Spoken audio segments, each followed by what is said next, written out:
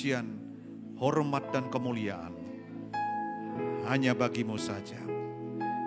Di dalam nama Tuhan Yesus, kami sudah naikkan syukur dan doa kami. Yang percaya berkata, amin. Mari kita beri kemuliaan buat Allah kita. Silakan duduk Bapak Ibu Saudara sekalian. Terima kasih untuk teman-teman tim Praise and Worship yang luar biasa, yang sudah memberkati kita. Enggak ada salahnya kita berikan aplaus buat mereka semua. Ya, pertama-tama saya mengucapkan terima kasih untuk kepercayaan yang diberikan kepada saya untuk hadir di tempat ini dan menyampaikan kebenaran firman Tuhan. Terima kasih untuk Bapak Gembala dan Ibu juga, pengurus gereja di tempat ini. Terima kasih untuk kesempatan di mana saya bisa berdiri menyampaikan kebenaran firman Tuhan. Terima kasih untuk jemaat Tuhan. Mungkin yang pertama mau sampaikan adalah saya mengucapkan selamat ulang tahun ya. Yang ketiga, usia muda itu bukanlah artinya bahwa kita masih muda. Usia muda itu juga seringkali berbicara tentang kedewasaan kita juga. Sekalipun masih muda, tidak selamanya seperti anak-anak. Ada orang yang sudah tua, juga masih seperti anak-anak. Tapi ada orang yang masih muda, tapi sudah matang dan dewasa. Dan saya terus berdoa untuk gereja ini. Usianya mungkin 3 tahun ketika bergabung dengan JKI ya, 3 tahun. Tetapi saya percaya 3 tahun cukuplah sudah menjadi sebuah gereja yang matang, bertumbuh dan berbuah dengan luar biasa. Amin. Kasih tepuk tangan buat Tuhan. Sekali lagi terima kasih, dan tema yang diberikan kepada saya adalah perhatikan keadaanmu. Dan hari ini secara spesifik saya akan berbicara mengenai patch another one. Artinya menambal yang lain. Menambal yang lain. Saudara, Tuhan itu menciptakan kita bukan untuk kita hidup bagi diri kita sendiri.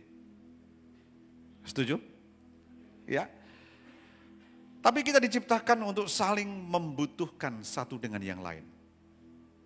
Dengan kata lain saya mau berkata, Tuhan memberikan ruang.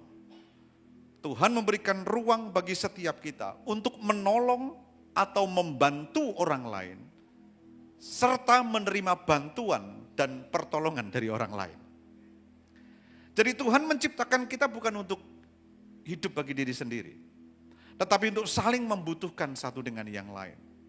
Kalau suami istri, ya pasti saling membutuhkan satu dengan yang lain. Kalau gembala dengan jemaat, pasti juga saling membutuhkan satu dengan yang lain. Yang setuju katakan amin. Ya. Kita semua diciptakan untuk itu, saling membutuhkan. Tuhan memberikan ruang bagi setiap kita untuk menolong atau membantu orang lain, serta menerima bantuan atau pertolongan dari orang lain. Setuju Bapak Ibu? Enggak ada orang yang berkata bahwa saya maunya hanya dibantu orang lain saja. Tapi kita juga harus memberikan ruang bahwa kita diciptakan untuk menolong satu dengan yang lain. Saling membantu satu dengan yang lain. Dan menerima bantuan dari orang lain. Saya mau ngomong begini.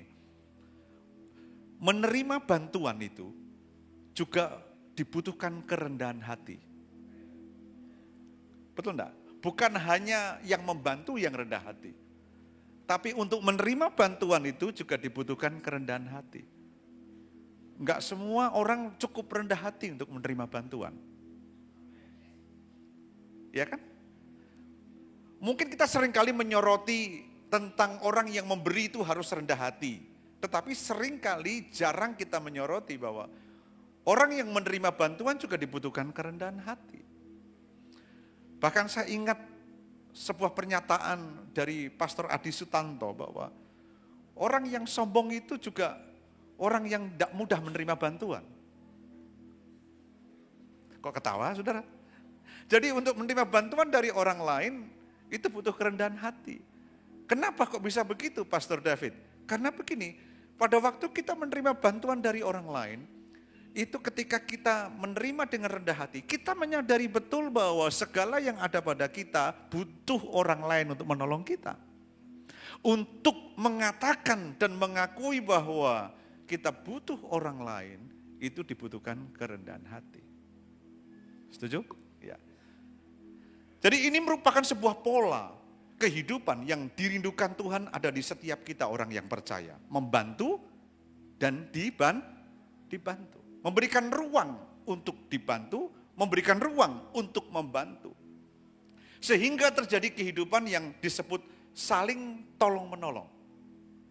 Saling menguatkan satu dengan yang lain. Saling membangun satu dengan yang lain. Tujuannya apa? Tujuannya Tuhan yang dipermuliakan. Ketika terjadi saling membantu, saling menolong, maka nama Tuhan itu dipermuliakan. Bukankah gereja Tuhan seharusnya demikian? Amin. Ya. Di satu sisi kita sebagai orang yang percaya, tentu kerinduan ini ada pada kita. Saya yakin di gereja ini, di Bapak Gembala, di jemaat, dan kita semua yang ada di sini merindukan pola ini ada di dalam gereja kita. Iya, betul? Tapi ingat saudara, dibutuhkan yang namanya kerendahan hati. Baik yang membantu, yang punya kesanggupan lebih untuk membantu di dalam segala aspek kehidupan. Maupun kepada orang yang menerima bantuan. Dibutuhkan dua-duanya kerendahan hati. Kata saling itu menunjukkan bahwa ada satu korelasi, ada satu hubungan, ada satu bonding satu dengan yang lain di mana kita saling membutuhkan. Katakan amin, saudaraku. Nah, itu yang harus dibangun di dalam rumah Tuhan. Karena kita tidak diciptakan untuk sendiri-sendiri di dalam rumah Tuhan. Nah, persoalannya adalah, saya mau tanya, realitanya dalam kehidupan sehari-hari ternyata tidak semudah apa yang kita ucapkan. Betul enggak Bapak Ibu? Tidak semudah apa yang kita pikirkan itu bisa terjadi secara otomatis seperti membalikkan telapak tangan. Kerinduan kita ada untuk membantu orang lain. Kerinduan kita ada untuk juga dibantu oleh orang lain. Ruang ini ada, kita rindukan itu. Tetapi di dalam realita kehidupan, praktek kenyataan, tidak semudah apa yang kita katakan. Betul kan? Kadang-kadang orang yang bantu juga nggak mau. Kadang-kadang orang yang dibantu juga agak sombong. Kan betul kan saudara? Halo? Ya. Dan betapa sulitnya seringkali ini terhubung satu dengan yang lain. Mengapa bisa demikian? Mengapa bisa demikian? Begitu sulitnya.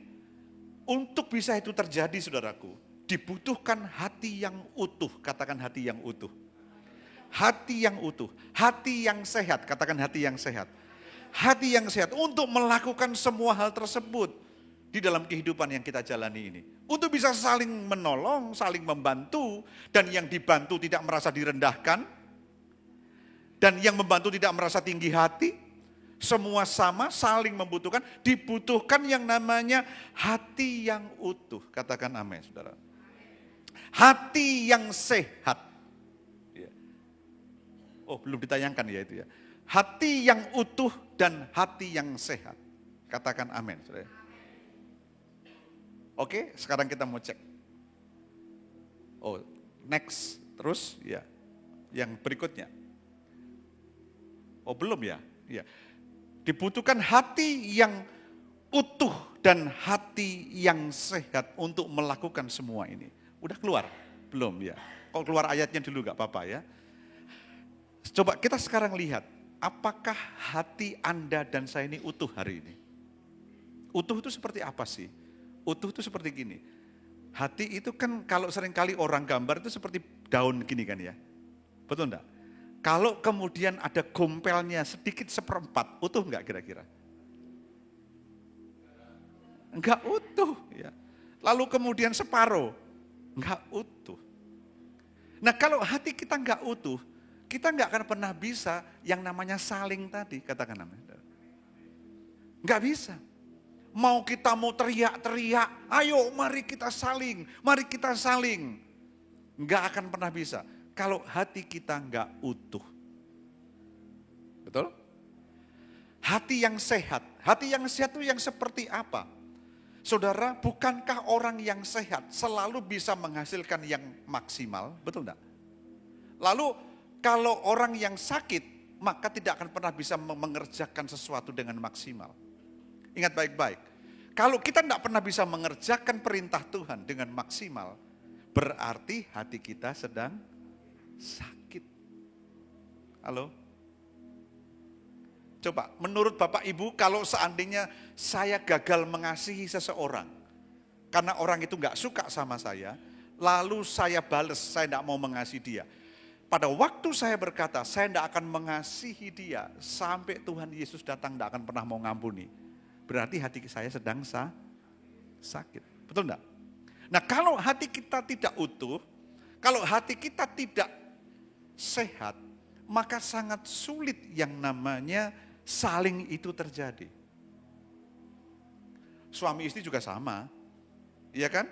Kalau hatinya istri nggak utuh, hatinya istri nggak sehat, hati suami nggak utuh, nggak sehat, nggak akan pernah bisa terjadi saling. Katakan amin. Nggak akan pernah bisa. Sulit. Jadi dibutuhkan hati yang utuh atau hati yang sehat untuk melakukan semua hal yang terjadi dalam kehidupan kita ini. Saya kasih gambaran begini Bapak Ibu.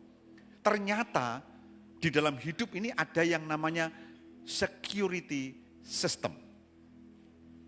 Kalau udah lihat di bank-bank itu ada security system kan. Setiap kali ada yang bunyi, nging gitu, berarti ada something, sesuatu terjadi. Di mall aja, kalau saudara lihat masuk ke mall, di satu gerai eksekutif atau H&M atau apalagi Uniqlo, seringkali kan ketika orang lewati masuk ke dalam ruangan counter itu ada security system, betul nggak? Kalau Anda nyuri bunyi belum dibayar keluar gitu. Itu security system. Nah, di dalam hidup kita, tahukah Bapak Ibu, Tuhan sudah taruh yang namanya security system dalam hidup kita. Kita ini tahu kok kalau kita sakit atau sehat. Betul enggak? Kita ngerti. Kalau kita sedang sakit atau sedang sehat, kita tahu. Ada security system, alarm yang selalu bunyi. Memberitahu, hey sedang sakit. Katakan amin. Dan kalau kita tahu bahwa security system ini bekerja, dan nunjukkan kepada kita bahwa kita sedang tidak baik-baik saja, maka itu saatnya kita harus mengakui dan harus membereskan supaya kita kembali baik-baik saja. Katakan amin, saudara. Kalau ada orang berkata, aku nikmati kok hidup seperti ini, dia nggak suka sama gua nggak suka juga nggak apa-apa, gua nikmati, nggak peduli, memangnya gua pikirin, sakit dia. Betul? Sakit dia. Mestinya pada saat dia berpikir seperti itu, ngerasa seperti itu adalah security system yang sedang berbunyi.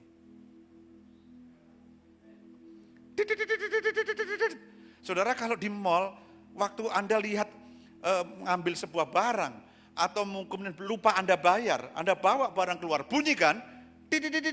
Lalu Anda, memangnya gua pikirin, Anda digebukin banyak orang, saudara. Betul nggak? Tapi kebanyakan secara rohani, kita ini orang Kristen, security systemnya bunyi terus, kita ini pura-pura nggak tahu. Halo? Kok diam semua, ketawa-ketawa, ada yang bisik, ada yang nyubit-nyubit juga samping sebelah gitu. Mungkin sedang berkata, loh security system bunyi gitu kan. Kita diam aja, masa bodoh, memangnya gua pikirin.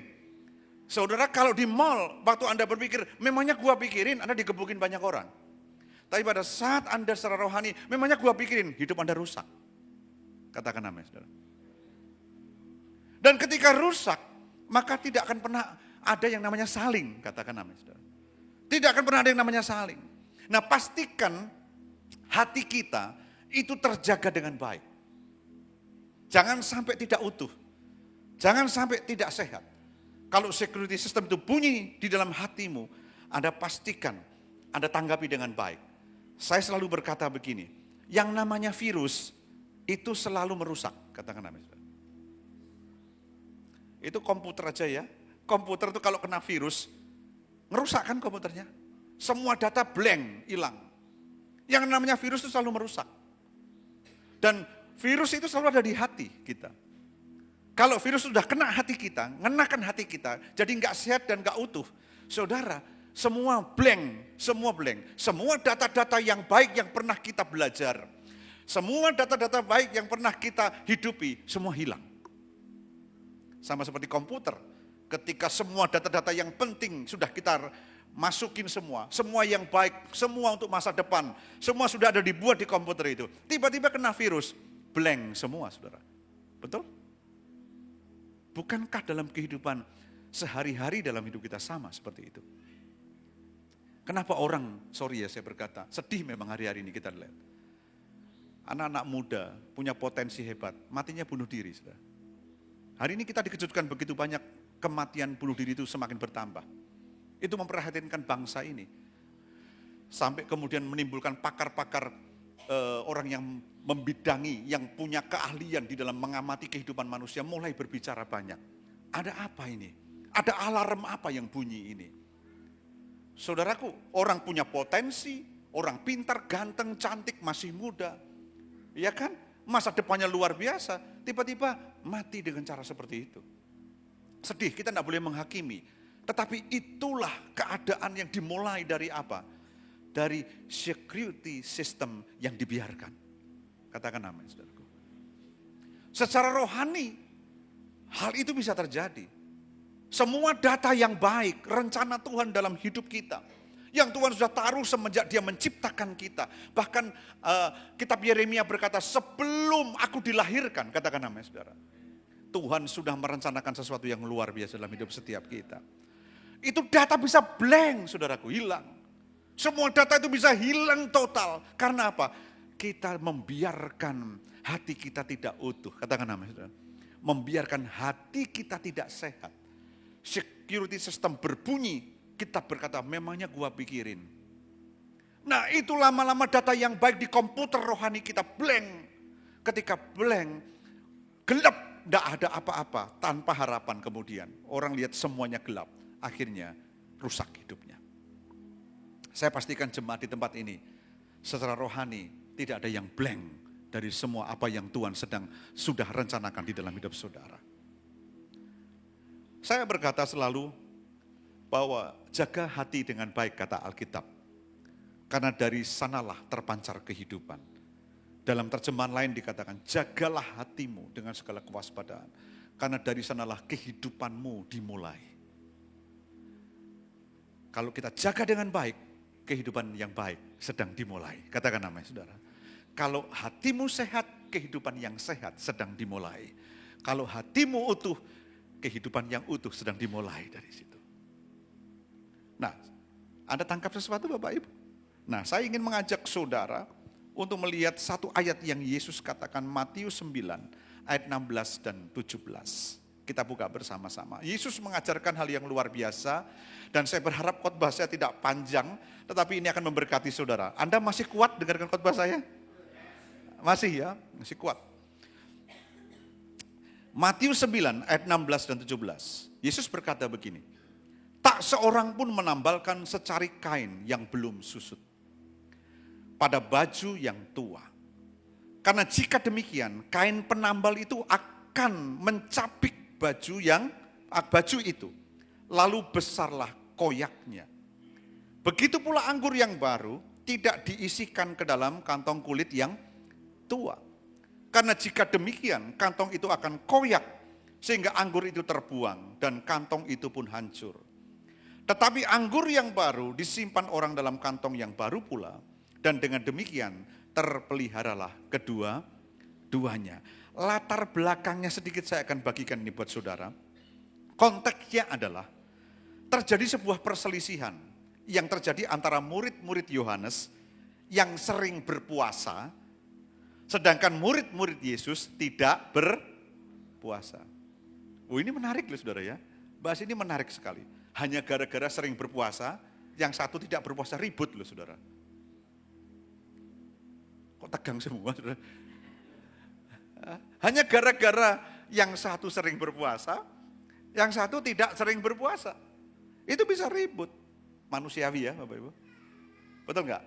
Manusiawi. Hanya karena duduk di depan sama duduk di belakang. Bisa ribut loh saudara. Ya coba, oke, saya lanjutkan. Jadi konteksnya terjadi perselisihan yang terjadi antara murid-murid Yesus dan murid-murid Yohanes. Murid-murid Yohanes sering berpuasa, murid-murid Yesus tidak berpuasa. Yesus menjawab dengan jawaban yang luar biasa, yang bijak. Ngomong begini, dapatkah sahabat-sahabat mempelai laki-laki berduka cita selama mempelai itu bersama mereka? Jadi kalau mempelainya datang, mosok kita nggak mau sukacita dan makan? Halo? Saudara, kalau Anda datang ke pesta, ke pernikahan untuk puasa ya? Untuk makan. Salah satunya Pak, kalau tujuannya utama untuk makan, pergi ke restoran aja gitu kan. Nah ini contoh aja. Jadi kalau Anda diundang dalam sebuah pesta pernikahan, tentu di sana Anda sedang tidak dipanggil untuk berpuasa. Halo? Karena di sebuah pesta pernikahan ada makanan yang tersedia. Maksudnya tuan rumah yang mengadakan pesta supaya tamunya dijamu dengan terhormat, betul kan? Yesus ngomong begitu sebenarnya. Ya kalau mempelai laki-laki itu ada di sini, masukkan puasa. Oke, tangkap sesuatu di sini. Yesus jawabnya bijak sekali. Jadi bukan esensi puasanya, ini sering puasa, ini tidak puasa. Bukan itu yang Yesus singgung. Tapi dia berkata, itu kan ribut itu. Sedang ribut. Yesus itu memang hebat tuh. Menurut saya tidak ada manusia di dunia ini yang sehebat dia. Konfliknya begitu tajam. Ini murid-murid loh, Yohanes, murid-murid Yesus. Berdebat soal, Yesus, murid-muridmu itu gak pernah puasa. Murid-muridku rajin berpuasa. Yesus gak ngomong begini, yang benar yang ini, yang salah yang itu. Gak berkata begitu.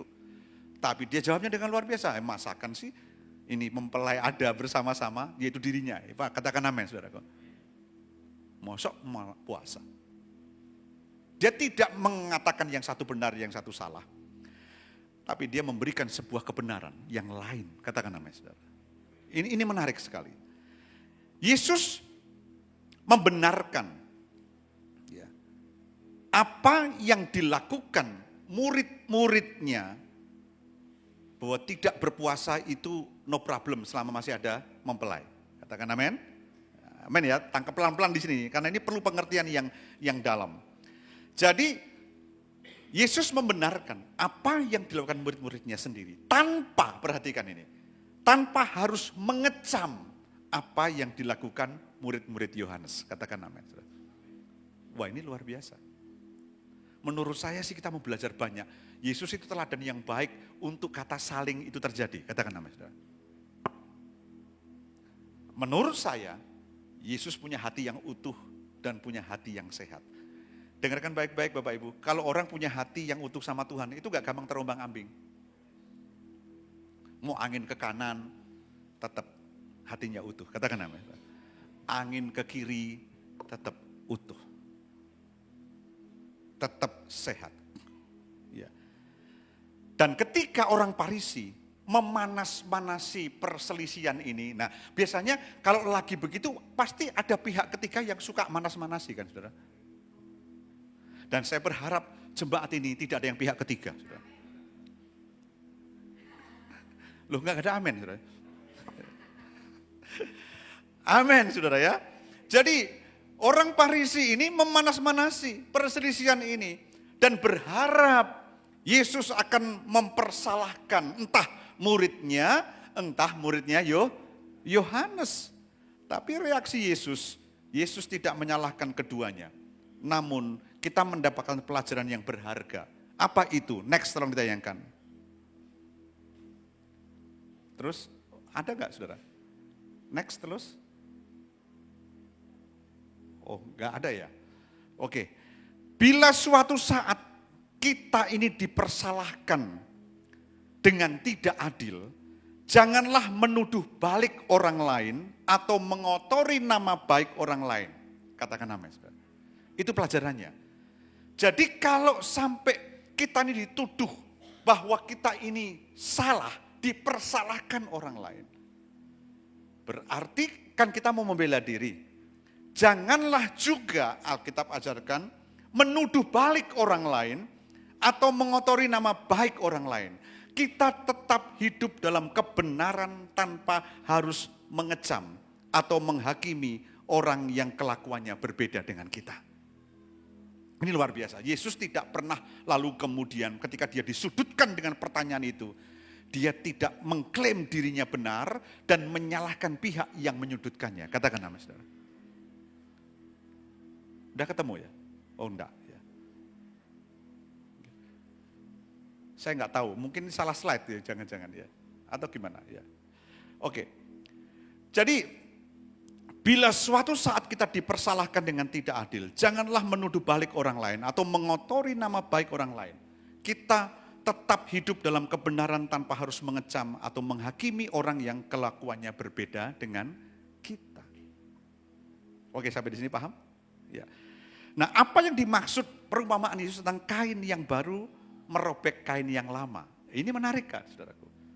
Kita lihat, ketika suatu kain selesai dibuat, seharusnya kain itu direndam terlebih dahulu.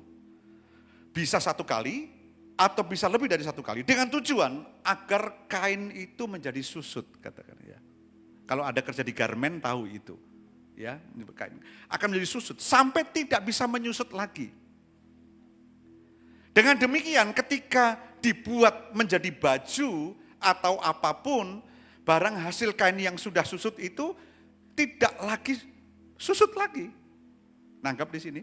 Dan itu sebabnya dikatakan bahwa kain yang baru yang belum susut, jika dipakai untuk menambal kain yang lama, ketika dicuci, maka kain yang baru akan menyusut dan menarik sambungan kain yang lama itu.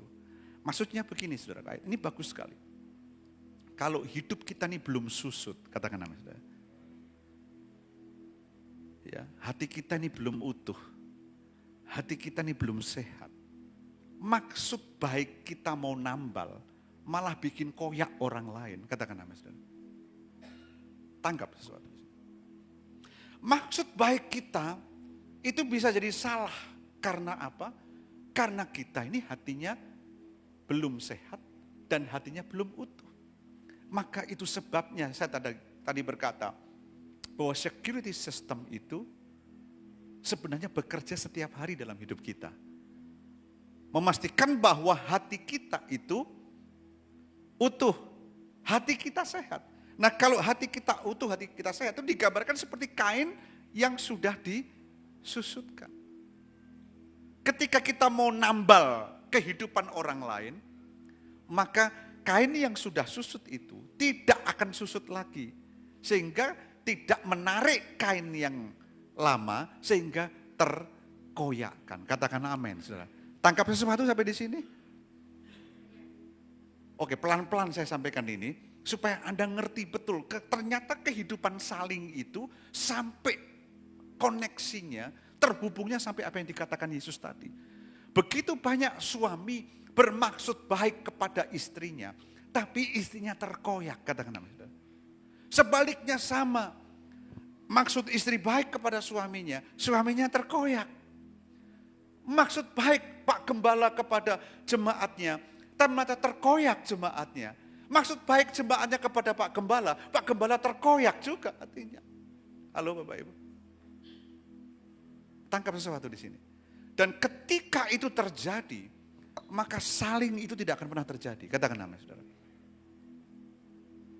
Makanya saudaraku, pastikan dalam hidup kita setiap hari, secara pribadi, personal, security system itu kita dengar setiap waktu. Hati saya ini sehat enggak? Hati saya ini utuh enggak? Katakan amin, saudara. Ketika utuh dan sehat, maka kita bisa menambal kehidupan orang lain. Tanpa terkoyakkan hidup orang lain itu. Kasih tepuk tangan buat Tuhan, saudaraku. Nah lalu kemudian bagaimana dengan anggur yang baru? Yang dikatakan Yesus juga dalam perumpamaan yang tadi yang kita baca.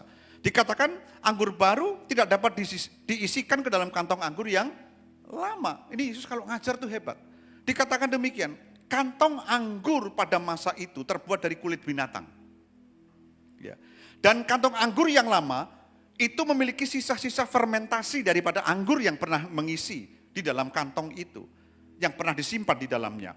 Maka jika dimasukkan anggur yang baru yang masih akan mengalami fermentasi, proses fermentasi tersebut akan menghasilkan gas yang akan menekan kantong yang lama tadi. Sehingga apa? Ketika kantong yang lama itu sudah rapuh dan kemudian tertekan dengan gas yang ada, kemudian kantong yang lama itu koyak. Nah, dengan penjelasan ini kita pelajari bahwa sebenarnya saudaraku, ada dua hal. Tadi kan mengenai kain, yang kedua mengenai kantong anggur. Katakan amin, saudara. Nah, sekarang kita masuk ke kain dulu, saya jelaskan.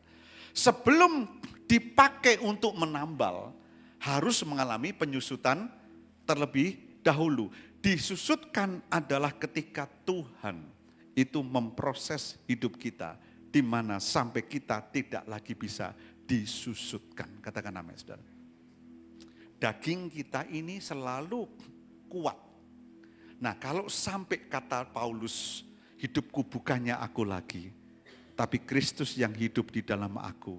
Dan hidup yang kuhidupi di dalam daging ini adalah hidup oleh iman kepada Kristus Yesus, maka sudah tidak lagi bisa disusutkan. Katakan amin, saudaraku. Dan ketika itu terjadi, maka kita bisa nambal kehidupan orang lain. Yang percaya katakan amin, saudara. Amin. Mengapa kita harus disusutkan? Ini pertanyaannya. Kenapa mesti harus disusutkan, Pak? Supaya kita dapat digunakan, dipakai untuk menambal kehidupan orang lain tanpa harus membuat hati mereka terkoyak. Itu yang Tuhan mau dalam hidup kita sebagai orang-orang percaya dan anak-anak terang itu. Disusutkan supaya hidup kita bisa dipakai menambal kehidupan orang lain tanpa orang lain itu terkoyak hidupnya. Katakan amin, saudara. Nah, kalau itu terjadi, kehidupan saling itu akan menjadi sebuah budaya, nature, budaya, value daripada kehidupan gereja Tuhan. Amin. Saya membangun ini di dalam gereja kami itu puluhan tahun yang lalu. Supaya apa? Budaya ini, budaya saling itu, saling menghormati, saling membantu, saling mengerti, saling mengasihi. Dua-duanya, baik yang memberi dan yang menerima, itu saling bonding satu dengan yang lain. Katakan amin, saudaraku. Tapi dimulai dulu dari mana? Dari hati yang sehat dan hati yang utuh. Apa saja yang perlu disusutkan dari kita? Biasanya yang paling pertama adalah harga diri kita. Katakan harga diri, saudaraku. Siapa di sini yang tidak punya harga diri, saudara? Semua orang punya harga diri.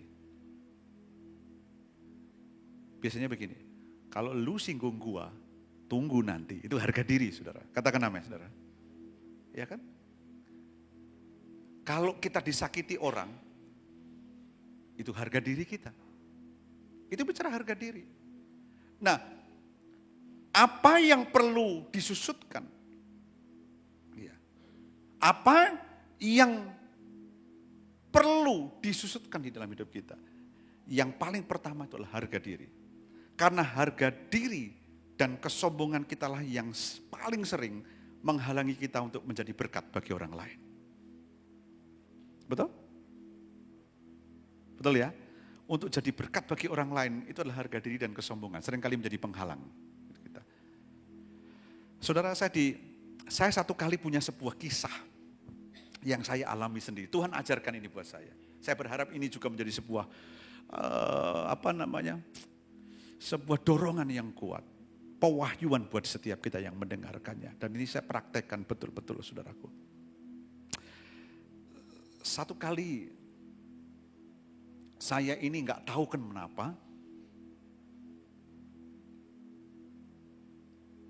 ada begitu banyak rekan-rekan hamba Tuhan itu membenci saya.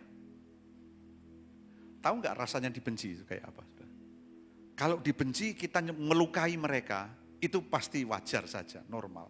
Tapi permasalahannya ketika saya dibenci, tidak tahu kesalahan saya di mana, itu kan menderita sekali kan, saudaraku. Betul ya?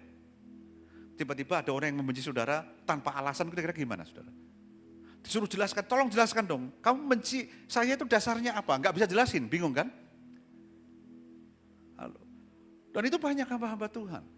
Datang kepada saya dan enggak suka sama saya. Dan saya ngomong sama mereka satu-satu, saya datengin satu-satu. Apa sih alasannya? Dan enggak pernah bisa jelaskan dengan jelas. Bahkan sampai mamah daripada Pastor Samuel Anton ada di situ. Sampai bingung, ini ngapain ya? Saudara. Tapi satu kali saya kepikir gimana caranya ya. Kalau saya tetap mengatakan bahwa lu pikir, kalau lu benci sama gua, silakan gak apa-apa. Memangnya gua pikirin, itu kan sombong saya juga kan. Ini kesombongan yang terselubung kan, gitu kira-kira begitu. Halo? Memangnya gua pikirin. Udah sampai satu kali Tuhan tuh ngomong gini, ajak itu pendeta-pendeta hamba-hamba Tuhan, ada puluhan, 40 atau 50 itu. Ajak makan siang bareng-bareng. Iya. Kalau dia datang, kalau mereka datang, berarti semua kebencian itu tanpa alasan, gitu kan. Bener tak undang loh, saya keluar uang jutaan untuk makan mereka, saudaraku. Ya kan? Itu kan bicara soal harga diri dan kesombongan juga kan. Saya yang nggak salah, nggak ngapa-ngapain, harus ngeluarin uang jutaan untuk ngajak makan mereka. Halo Bapak Ibu? Saya keluarin uang jutaan di sebuah restoran itu. Enak lagi restorannya. Saudara. Saya kasih enak. Saudara waktu makan bareng-bareng sama saya, ketawa, hahihi.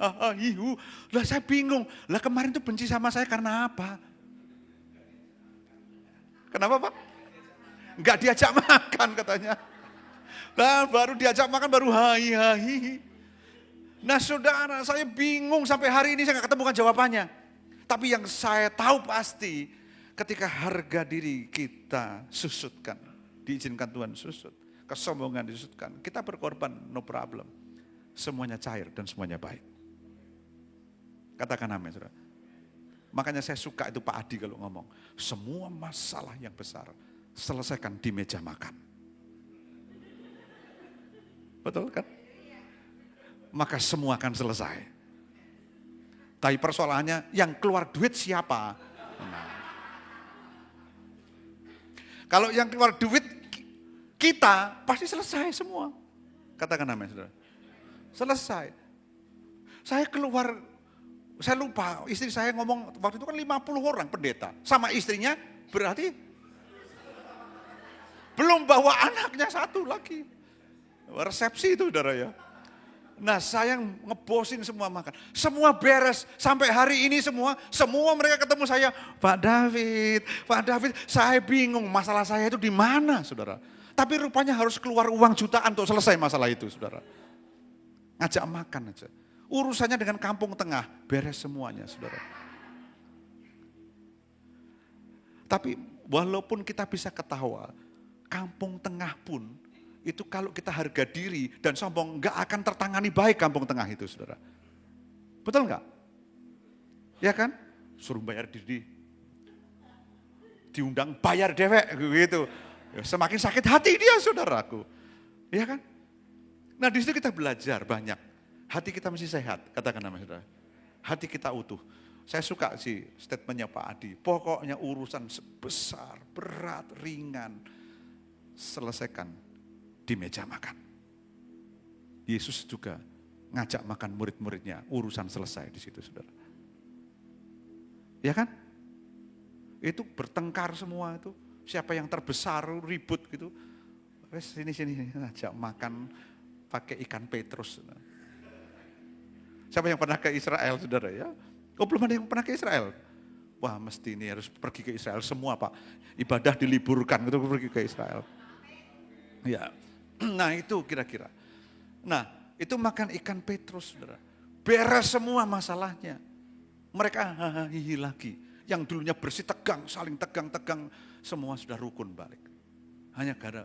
Nah itu kan teorinya, rumusnya Tuhan Yesus saudara. Dan saya praktekkan, ternyata benar saudara. Ya.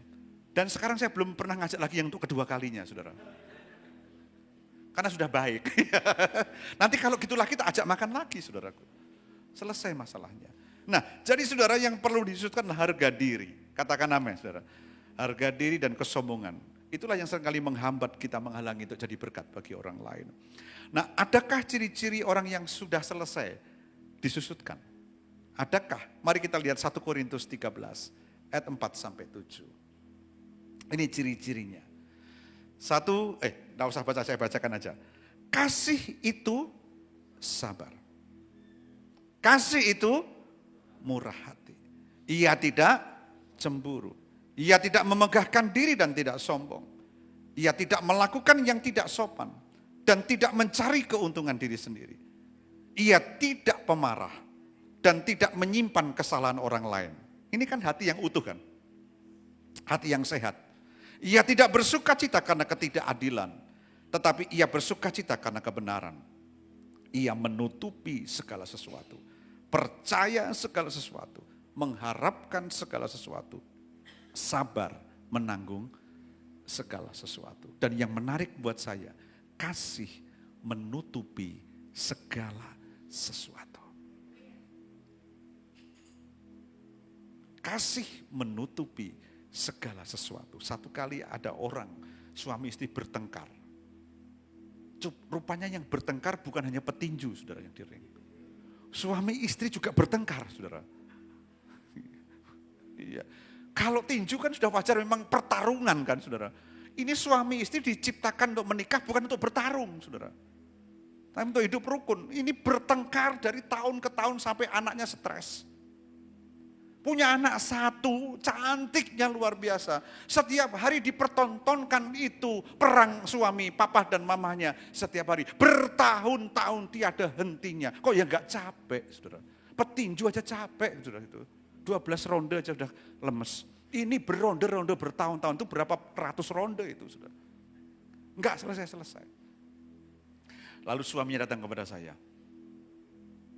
Pastor David, saya ini sudah gak tahan.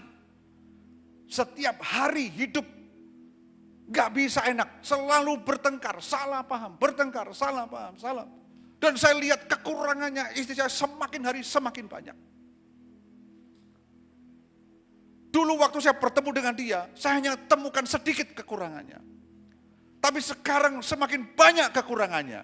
So, saya jawab, salah sendiri karena menikah dengan dia. Saya bilang, ya semakin menikah kan semakin tahu kekurangannya kan Pak? Loh bener gak? Kalau seandainya dia gak menikah sama si istrinya kan gak tahu kekurangannya sih semakin banyak kan? Betul enggak Bapak Ibu? Kok diam semua nih? Kira-kira mudeng enggak gitu? Nangkep enggak? Gitu. Saudara, percayalah sama saya. Saya ini nikah tahun ini usia 30 tahun pernikahan kami. 4 anak. Dan semakin kita tahu, saling tahu, kekurangan kita semakin banyak. Betul enggak? Bagaimana supaya kekurangannya tidak ketahuan banyak? Ya nggak usah nikah sama dia. Betul nggak? Loh, bener nggak kira-kira? Kok sama blow on semua begini, saudara? Ya nggak usah nikah sama dia. Semakin kita nikah, kita putuskan menikah dengan orang yang kita cintai, saudara, logikanya semakin hari Anda kumpul, tambah tahun kumpul bareng terus, tambah tahu kekurangannya. Iya, amennya antara ragu-ragu, takut nanti Pak Pendeta Gembala tahu, waduh saya dimarahin ini. Nah saudara, sebelum Anda curiga, saya ini kan pendeta juga, saya amen kan? Amen? Nah rupanya perlu pendeta yang ngomong gitu dulu baru dia amen. Pak. Nah semakin banyak kekurangan pasangan kita, semakin tahu kita, ngerti. Jujur ya Bapak Ibu ya. Jujur, tetapi dengarkan baik-baik. Ketika Tuhan izinkan kekurangan kita saling diketahui oleh pasangan kita, harusnya semakin besar kasih kita kepada pasangan kita. Sebab kasih menutupi segala sesuatu. Bukankah Yesus semakin banyak tahu kekuranganmu dan kekurangan saya? Kasihnya tidak pernah berhenti untuk mengasihi kita. Kasih itulah yang menutupi segala kekurangan dan pelanggaran kita di masa lalu dan hari ini. Bahkan Alkitab mengatakan dosa kita dibuang sejauh timur sampai barat dan belum selesai. Dan tidak diingat-ingat lagi. Kasih tepuk tangan buat Tuhan. Nah, itu hidup yang harus dibangun oleh setiap kita, saudaraku. Saya yakin kalau Anda tahu bahwa semakin banyak tahu kekurangan pasanganmu, semakin tumbuh kasih yang Tuhan berikan dalam kita. Dan kasih menutupi segala sesuatu. Kita tidak akan pernah mengungkit-ungkit dan membangkit-bangkit kelemahan pasangan kita. Lemes, amin. Amin, Bapak Ibu. Demikian juga dengan orang lain di dalam gereja, dalam sebuah komunitas di dalam gereja. Semakin kita kumpul bersama dengan orang-orang di dalam komunitas gereja, semakin sering, continue, semakin terus sering, semakin tahu kekurangan dan kelemahan kita masing-masing. Tapi justru disitulah Tuhan berkata, kasihmu harus semakin bertambah. Katakan amin, saudara. Karena hanya kasih yang menutupi segala sesuatu. Saya harap ini ditangkap betul ini, saudara. Jangan sibuk ngurusi kelemahannya orang lain terus. Bahasa kerennya, ngerum, ya, gosip. Oh, semakin tahu, ditunjukkan Tuhan, semakin tahu. Semakin kita ditambahkan kasih kita kepada Dia. Semakin bertambah kasih kita kepada Dia, semakin kasih itu menutupi segala sesuatu. Dan tidak mengingat-ingat kembali. Itu artinya hati yang sudah disusutkan. Katakan amin, saudaraku. Tidak membuat koyak orang lain lagi. Tapi kita ngerti bahwa kita menjadi orang yang dipakai Tuhan luar biasa.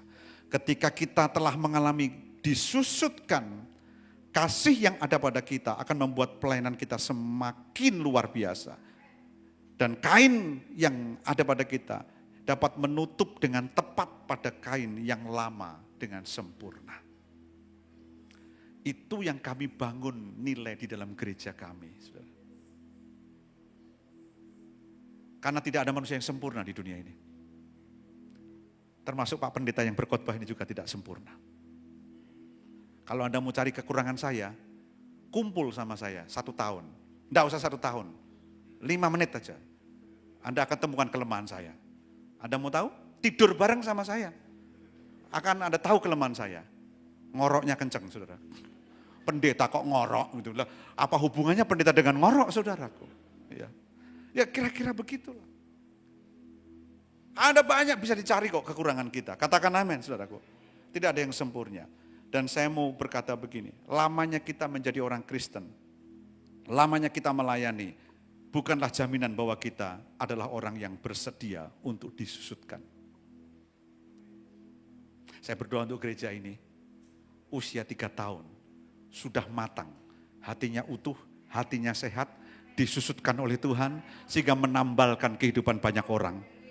Dan salah satu tanda dari orang yang memiliki hati yang terbuka, dan rendah hati adalah hidupnya selalu dipenuhi dengan pengucapan syukur kepada Tuhan. Apapun yang dihadapinya. Ketemu sama orang yang jengkelin, mengucap syukur. Itu artinya apa? Bukan kebetulan Tuhan kasih PR supaya dia tidak lagi menjengkelkan bersama dengan saudara. Katakan amin, saudara. Tapi hati saudara mesti harus beres dulu. Kalau enggak Anda jadi jengkel juga sama dia. Sama-sama jengkel. Betul kan? Halo Bapak Ibu? Ya. Saya berharap pesan ini ditangkap dengan baik. Anda diciptakan untuk saling satu dengan yang lain. Kata saling itu menunjukkan tidak ada yang sempurna di antara kita. Ya, dan kita berdoa terus gereja ini semakin luar biasa. Nama Tuhan dipermuliakan. Ya, orang yang hidup di sini, yang ada di tempat ini, wow. Memang tidak sempurna, memang banyak kekurangannya. Kasih menutupi segala sesuatu. Katakan amin, saudaraku. Amin. Dan kita bisa nambal kehidupan orang lain semuanya. Semua untuk kemuliaan nama Tuhan. Amin.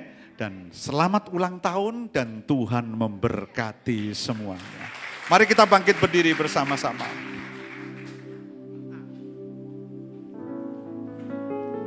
Seberapa banyak diberkati Tuhan malam hari ini Bapak Ibu Saudara sekalian, angkat tangan. Mari kita akan datang kepada Tuhan, menyembah Tuhan sebentar sebelum saya serahkan kepada Bapak Gembala ya, untuk mimpin perjamuan kudus.